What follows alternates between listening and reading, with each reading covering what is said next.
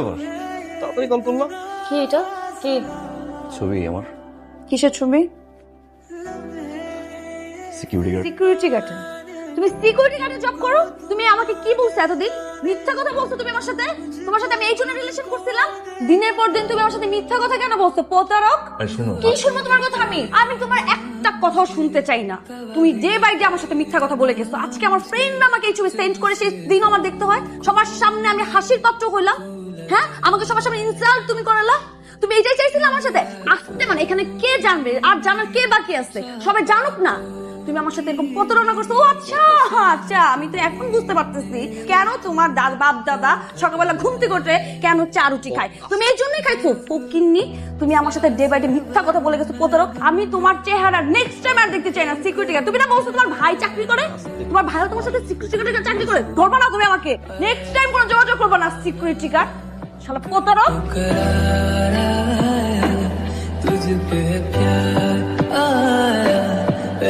কিরে তুই মন খারাপ করে বসে আছিস কেন?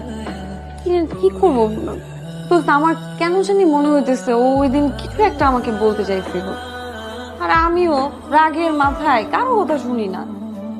সবার সামনে যেভাবে রেস্টুরেন্টের মধ্যে চিল্লাইছি, আমি রেস্টুরেন্টে তো ঢুকতে পারবো না। ওকে যে আবার আমি জিজ্ঞেস করবো, কিংবা ওই বা কি মনে করছে যেভাবে ইনসাল্ট করছি আমি ওকে সবার সামনে। কিন্তু কিছু একটা আমাকে বলতে চাইছিল। এত দিনের রিলেশন, কিছু হলো তো চিনি আমি ওকে। ও অনেক ডিফারেন্ট। আমার কাছে কেন জানি মনে হচ্ছে এর পিছনে কোনো একটা রিজন তো আছেই অবশ্যই। তুই এখনো এই চিটারটাকে নিয়ে বসে আছিস? বুঝলাম না প্রবলেম কি তোর? একটা ফালতু ছেলে কাজ করে সিকিউরিটি গার্ডের, আর ভাবটা নেই কোন যেন ভিআইপি আসছে, আর এই ফালতু একটা ছেলের কথা মনে করে তুই এখনো মন খারাপ করে বসে আছিস। আমি বুঝলাম না তুই এমন কেন করছিস। না, কথা ওই জায়গায় না। হ্যাঁ, ও আমাকে যে কথাটা বলছে এতদিন যাবো যে ও অন্য জব করে কিংবা অন্য কিছু করে, প্রবলেম ছিল না।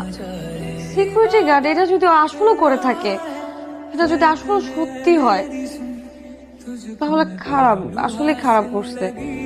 কিন্তু কেন জানি মনে হচ্ছে কিছু একটা খারাপ লাগছে।